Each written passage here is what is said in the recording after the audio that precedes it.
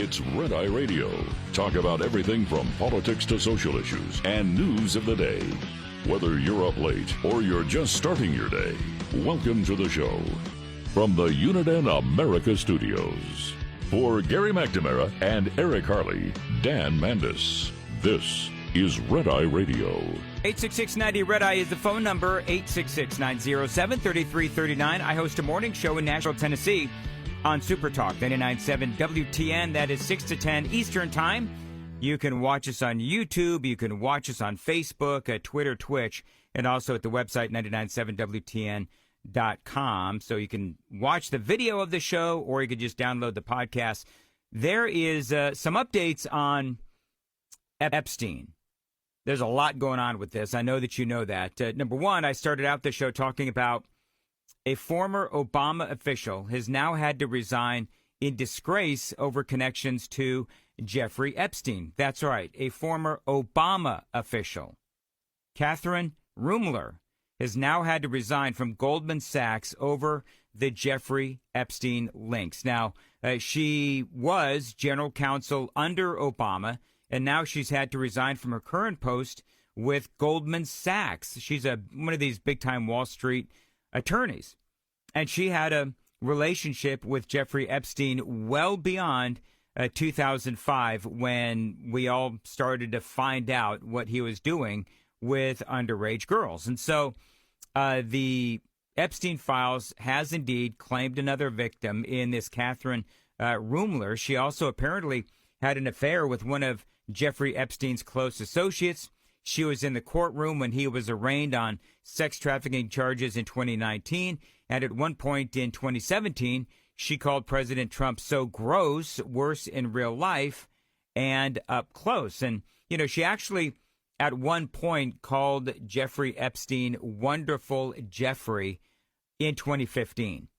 And so over there at Goldman Sachs, when her name was mentioned in the recent released document dump, they basically, as far as I can tell, forced her to resign. They said that it was embarrassing, and I totally understand that. So one of the things that she has said is, I'm sorry that I ever met Jeffrey Epstein. So you have that part of the story. One of the things that I thought was interesting is that you have a lot of disagreement amongst Donald Trump supporters and Republicans and the MAGA movement as to whether or not the Trump administration is handling this the right way. Now, Nancy Mace and others, tough talk, little action. Here's what I mean. So she posted this here in the last several hours on social media. She says, "We are prepared to go full-blown scorched earth for the victims of Jeffrey Epstein and his friends with no regard to our personal or professional detriment." She says this is all about moral clarity. She says we will burn every bridge, fight every battle, and expose every name necessary to get justice for survivors. No compromise, no backing down, hold the line. That's what she says. So my question is this. Why don't you just do it? She said this on Piers Morgan.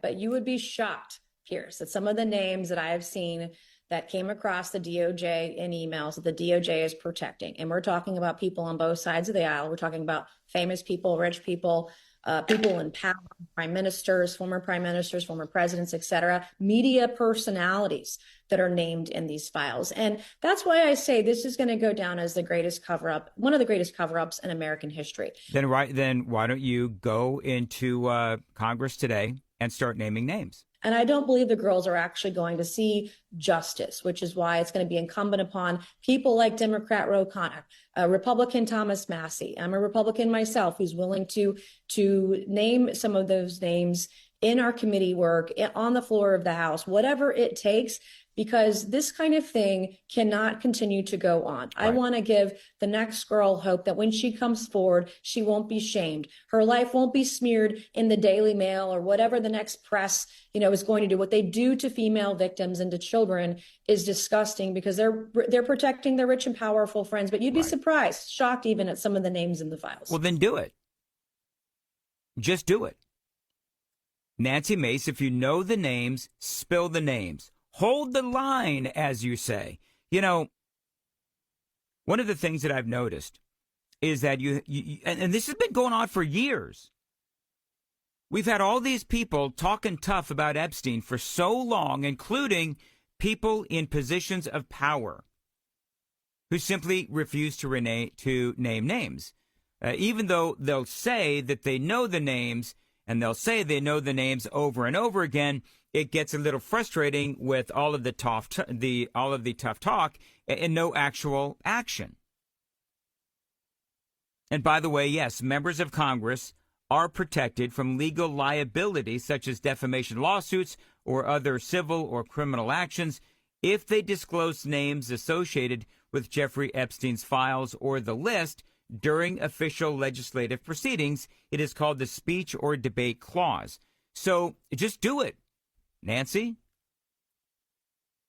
I mean, we've been hearing from, the likes of Pam Bondi and Kash Patel for years, talking tough on the Epstein files. Only then they end up in positions of power and they look weak. And they don't do the things that they promised to do. Now, again, I do understand ultimately there are legal implications to naming names. There are also investigations going on as well. It depends on how you name the names, etc., as I just mentioned. But it gets to be a bit much, all of this chest thumping. Because, again, we heard from people like Kash Patel, Pam Bondi, they were going to take down all these people. They were going to take down the pedophiles. Not one person has been indicted so far. I mean, those indictments may very well come, but they were talking about getting the pedophiles. They have been talking about getting the pedophiles for years. Now, President Trump came out today in support of his AG Pam Bondi after her testimony on Wednesday. This is what the president said. AG Pam Bondi, under intense fire from the Trump deranged radical left lunatics, was fantastic at yesterday's hearing on the never-ending saga of Jeffrey Epstein, where the one thing that has been proven conclusively, much to their chagrin, was that President Donald J. Trump has been 100% exonerated of their ridiculous Russia type narratives and charges, Donald Trump says. Now, a lot of people would disagree with the president on his assertion that Pam Bondi was fantastic at yesterday's hearing. There was a lot of questions that she didn't answer. And people on the socials, this is really interesting. And this is why I say that there's a divide. People on the socials, who people that I follow and I like and I respect, will say she owned the libs, right? But the reality is that she refused to answer some questions. There was this exchange. You had Jerry Nadler going after Pam Bondi, asking if anyone had been indicted under her time at the Department of Justice. And she wouldn't answer the question. Now, the answer to the question is none.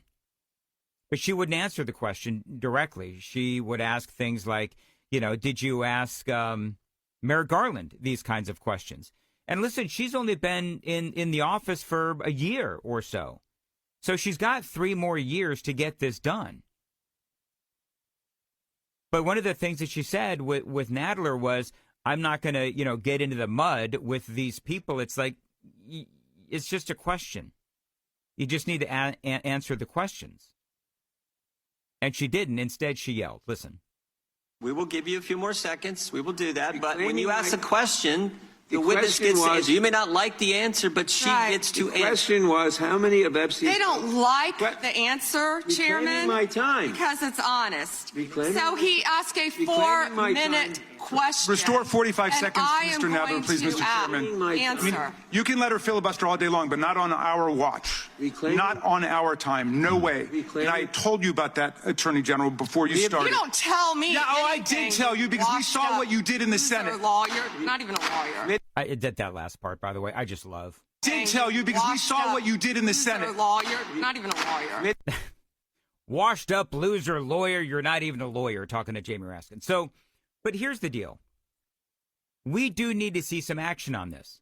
I think right now, and I'm trying to call balls and strikes on this, because the bottom line is that they're going through all of these documents right now. She says there are investigations that are ongoing. But, you know, just as I was talking about the pullout in Minnesota and how you have a divide between Republicans and MAGA Donald Trump supporters and so forth, there's some people that are saying it's a retreat. There's some people saying that it is, mission accomplished. Same thing here. You have some people that are saying that the Trump administration is handling this fine. You have some people that are saying that, Pam Bondi owned the libs. And then you have others that are saying, no, she's not answering the question. And her performance yesterday was nothing short of abysmal and nothing close to fantastic, as Donald Trump says. The other question being asked: should Pam Bondi apologize to the victims? There was a moment where she was asked if she would apologize to the victims of Jeffrey Epstein. Clearly, that was not going to happen. The president saying they indicted me twice. They sure did. They tried to impeach him twice. And you, Mr. Nadler, were one of the leads on the impeachment. I was on the other side. I lived that with you. During impeachment, you said the president conspired, sought foreign interference in the 2016 election. Robert Mueller found no evidence, none, of foreign interference in 2016. Have you apologized to President Trump? Have you apologized to President Trump, all of you who participated in those impeachment hearings against Donald Trump? You all should be apologizing. You sit here and you attack the president, and I am not going to have it. I'm not going to put up with it. So she, also talked about how this has been going on for years, the Epstein case spanning Obama, Donald Trump's first term, of course, Joe Biden, and now here we are in Donald Trump's second term. But the question is, does she have a reason to apologize? And again, I'm calling balls and strikes on this, because I think that Pam Bondi and the Trump administration, they have not been great on this issue. Kash Patel, Pam Bondi, they came in talking big about Epstein, and they failed miserably on this issue. Bondi said the files were on her desk. They released the files, those binders. Remember that whole big deal to the influencers? And most of that was old news. Now, we still have some redactions that have been happening, which by the legislation passed, there were to be no redactions. Now, some of those redactions were originally redacted with the FBI, and then they turned over those redacted documents to the Department of Justice. But two things can be true as far as her testimony goes. There are a lot of theatrics going on here. Both sides do it. It always happens. But does Pam Bondi owe the victims an apology? This was the moment where she was asked about apologizing to the victims. Listen. Department of Justice and the harm that it has done to the survivors who are standing right behind you and are waiting for you to turn to them and apologize for what your Department of Justice has done. Members get to ask the questions, the witness gets to answer in the way they want to answer. The Attorney General can That's respond. not accurate, Mr. Chairman. Because she doesn't like the answer. So, Mr. Chairman, why I have asked didn't she ask Merrick Garland this twice? I am reclaiming my time, and when I reclaim my time, and it went on like this. And I'll be honest with you. And when I play this audio, people get frustrated sometimes because of all of the screaming back and forth, and it's quite frankly unpleasant to listen to. But why should she apologize? Because when the massive trove of files was released, the 3 million, there were pages redacted. And some say should not have been redacted, but there were pages that actually identified the victims and in some cases published nude photos of the victims as well. So there were mistakes made. This was obviously, though, clearly a gotcha question. And to her point, Merrick Garland was in the same exact spot, and they didn't probe him or attack him the way that they were going after Pam Bondi. Got a lot more straight ahead. This is Red Eye Radio. Brought to you by FPPF, Fuel Power Max. Surviving and thriving as an owner-operator has just as much to do with managing costs as it does with generating revenue. Like the chief financial officer of any company, you have to be concerned about rising costs, especially without increases in revenue. Trying to reduce costs, let alone make sense of them, can be a complicated task. Understanding basic principles of operating costs can save you thousands of dollars a year. A penny saved could be $1,000 earned. Saving just 1 penny per mile over 100,000 miles driven annually will deliver $1,000 to the bottom line at the end of the year. Owner-Operator Business 101 is provided by Overdrive's Partners in Business program. Go to overdriveonline.com to the Partners in Business section of the website for more details on this and many other topics. Brought to you by Shell Rotella, with advanced synthetic technology is designed to help keep your rig running with more mileage and less maintenance. Lines open for your calls. 866-90-RED-EYE on Red Eye Radio.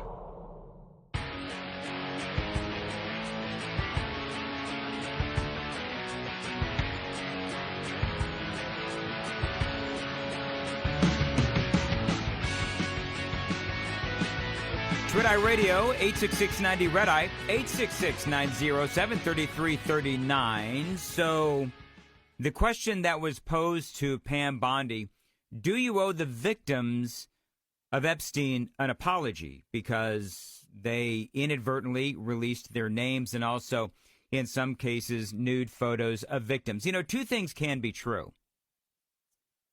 The Democrats may be trying to utilize a lot of theatrics in their attacks of Pam Bondi, and there is a lot of that going on, but the other thing that could be true is that, yeah, there is an apology that would be appropriate. There were definitely mistakes that were made, but again, it was clearly a gotcha question, and to her point, Merrick Garland was in the same exact spot. They did not probe or attack the way that they went after Bondi, but you know, part of what I would say about this, and I have, is that no good deed goes unpunished.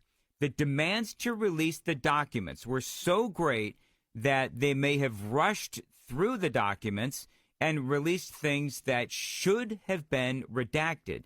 They also redacted things that should not have been redacted, at least according to some people. So the bottom line from Pam Bondi and her, as Donald Trump said, her fantastic appearance on Capitol Hill. I don't think that I would call it fantastic, but, you know, we didn't really learn all that much. There was a lot of political points that tried to be made. But, you know, one of the things that I would fully admit to is that this is absolutely backfiring on the Democrats, but it is also backfiring on the Trump administration as well. Let's go about the Democrats first. So they wanted desperately to tie Donald Trump to all of this Epstein stuff. And while his name is in there, the reality is that he is the one that eliminated Jeffrey Epstein from his life. He helped the police in their investigation, it would appear, and praised them for investigating Jeffrey Epstein. So try as they might, they're not able to hang this on Donald Trump. Now, how is this backfiring on the Republicans? I'm going to get into that coming up because I believe that this is backfiring on the Trump administration. Unfortunately, there is a way for them to fix it, though. And again, we're going to talk about all of that and a whole lot more straight ahead.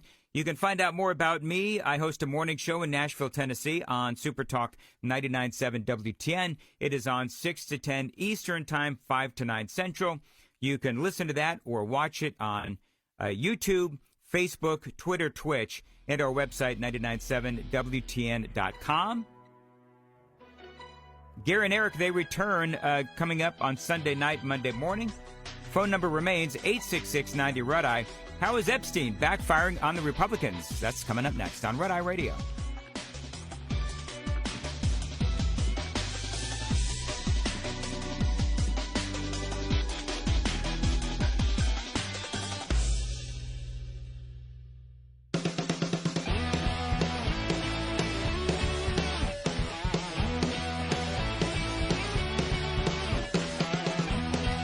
Red Eye Radio from the Uniden America Studios. Now, for Gary McNamara and Eric Harley, here is Dan Mandis. So where do you stand on the whole Epstein thing? Do you think the Trump administration is handling it appropriately, or do you think this whole thing is backfiring on the Republicans? So I think that clearly, and I talk to a lot of Donald Trump supporters as a talk show host, I think a lot of Donald Trump supporters have now become disillusioned with how the administration is handling this. Now, some of my fellow talk show host friends believe that this could cost us the midterm elections. Others saying no, they don't believe that it is that important. But here's where Pam Bondi fits into all of this. She's been all over the place. You know, again, not to belabor the point, but, you know, you had the binders given to the influencers that had nothing but old info. She tried to close the whole investigation down. Remember all that? She came out and said there were no new Epstein files, only to release 3 million of them. And again, there were redaction errors as well. So this is backfiring on the Republicans. And I'm always going to go back to the high expectations that were set by Donald Trump. And I'm a Trump supporter. I'm trying to be fair. I'm trying to call balls and strikes. Why did Donald Trump hire Pam Bondi? Why did Donald Trump hire Kash Patel? Because they talked tough on the Epstein files. They spent years talking tough on the Epstein files.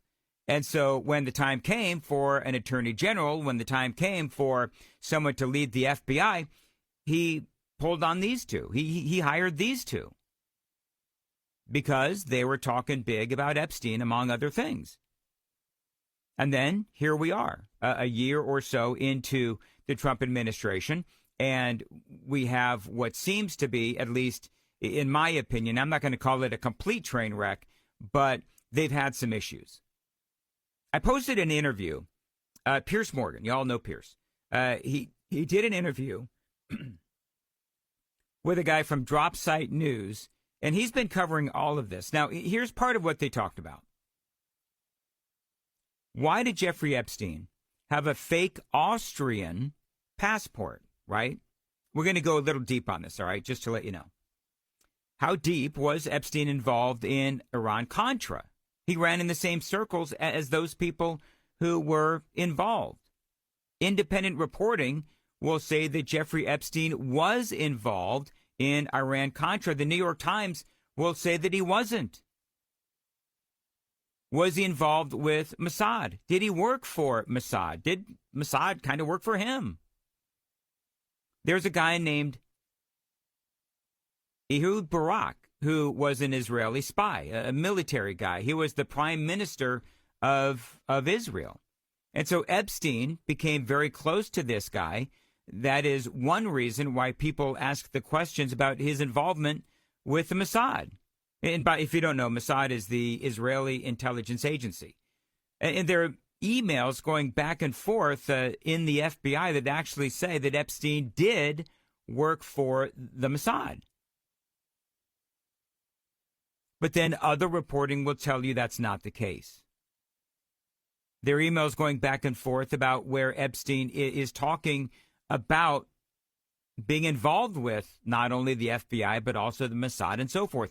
So this is such a tangled web that it's almost impossible to figure out what in the world is going on with all of this, because you see what's in the Epstein files. You have people and outlets that report on these things, and it sounds perfectly plausible that Epstein was working for the Mossad.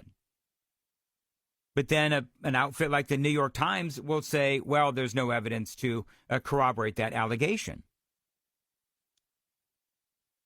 Now, did he work for the FBI? Epstein was mentioned in some files as being an asset for the FBI, or at least provided information to the FBI.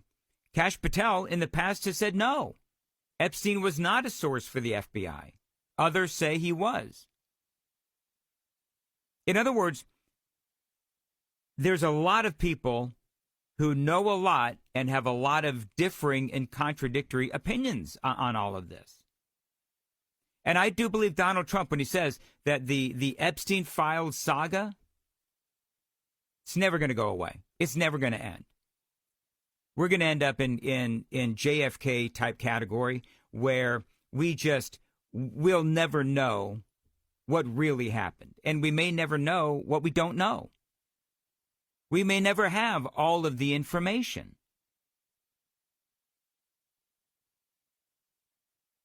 A guy named Alex Acosta, he's a former U.S. attorney, apparently said at one point that Epstein belonged to intelligence and to leave it alone during the 2008 non-prosecution agreement, basically indicating that he was a source for the FBI. So who do you believe, a former U.S. attorney? Or do you believe Kash Patel?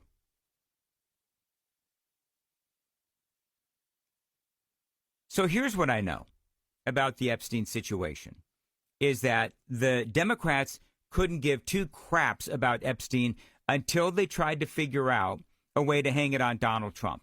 That's number one. Number two, the Trump administration has made mistakes. That is abundantly clear. Number three, do I think that Donald Trump really cares about the whole Epstein saga? I think that he does, but I think that he's also frustrated because I believe that the president, he's doing some really good things. Trump knows that, and he's frustrated because the Epstein situation is a narrative that is sticking with the media and the American people because the Democrats, of course, and you all know this, the Democrats have a perfectly willing narrative partner in the mainstream media. And so somehow the Trump administration does need to put this to bed. Now, I think the only way that this ultimately does get put to bed is by naming the people that you can name as far as the perpetrators go, or the alleged perpetrators. Name who you can name, put them in handcuffs, charge them, and make sure they get a fair trial. That's what needs to happen. But there's so much to this story. And to the average person, you know, and I consider myself a reasonably well-read person, I'm looking at all of this, and it is clear that there's a lot of stuff that is being hidden from the American people. Otherwise, why are we still seeing redactions? When that legislation that was signed by Donald Trump and passed by Congress actually said no redactions allowed.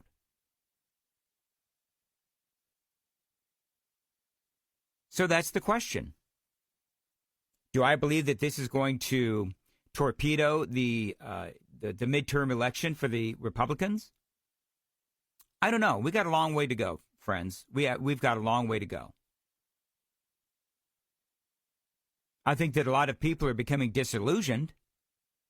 I know that's definitely going on.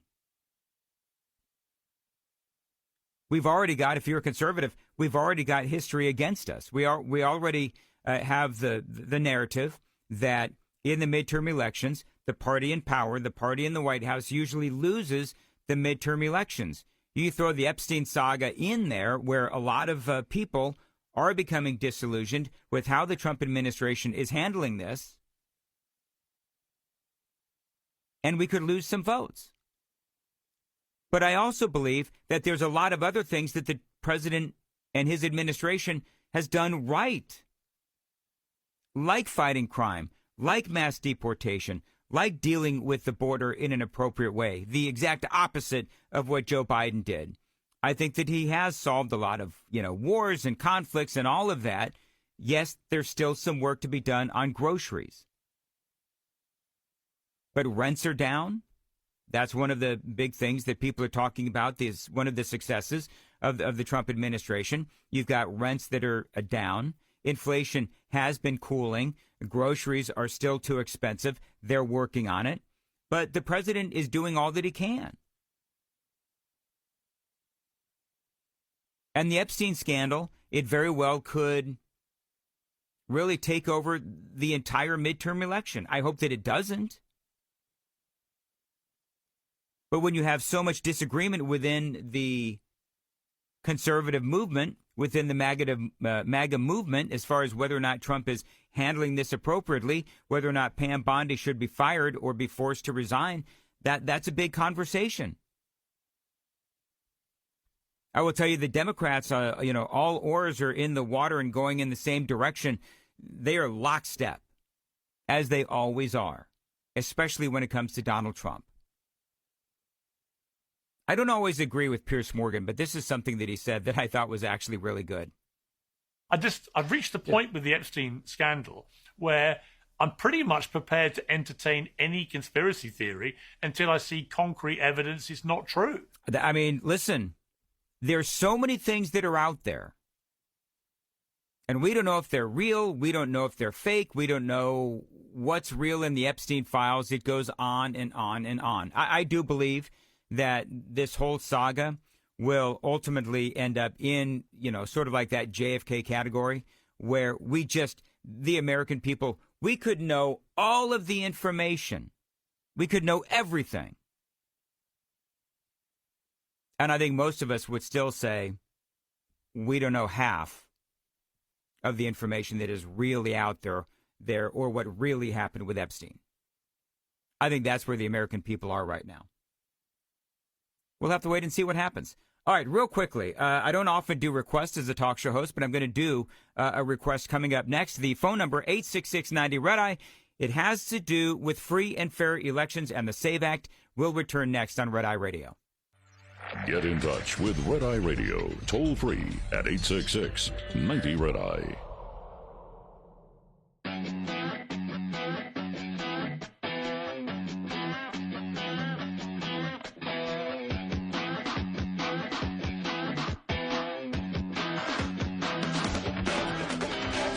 Red Eye Radio, 866-90-RED-EYE, 866-907-3339.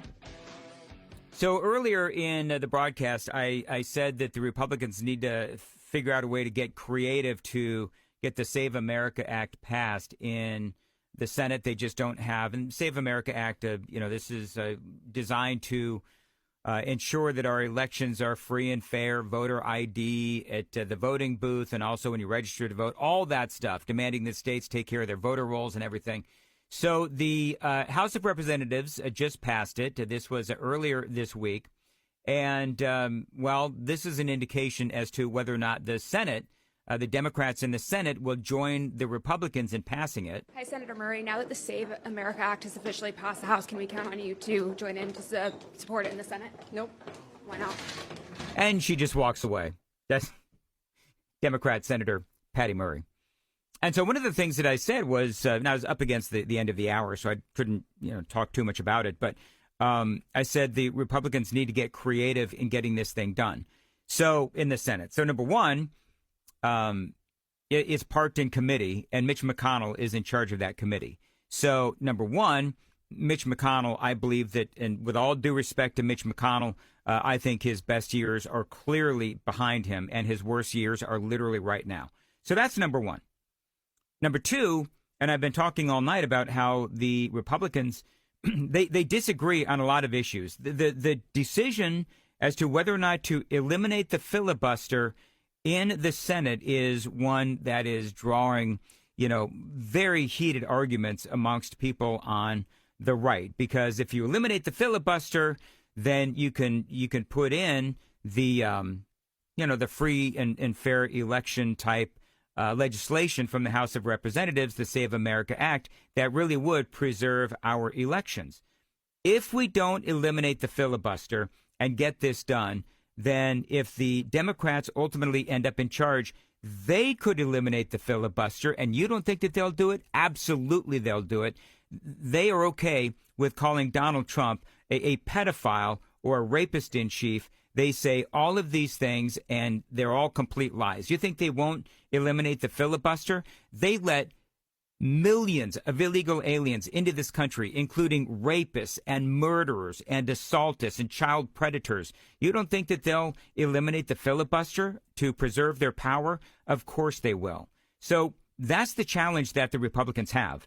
They don't agree on whether or not they should eliminate the filibuster, and I guarantee you that if the Democrats end up in power, they will put in policies that are just the exact opposite of the Save America Act. They've got their own policies that will allow a ton of cheating, which would ultimately mean that the Republicans would have an even harder time at getting power. So that's what's at stake.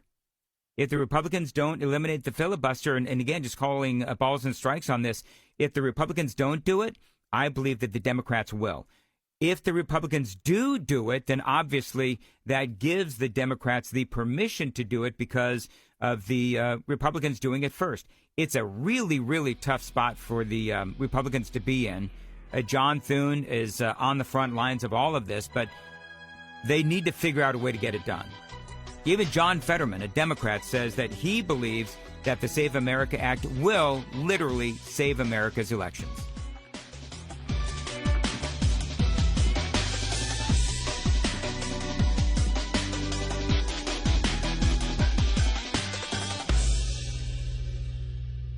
This is Red Eye Radio on Westwood One.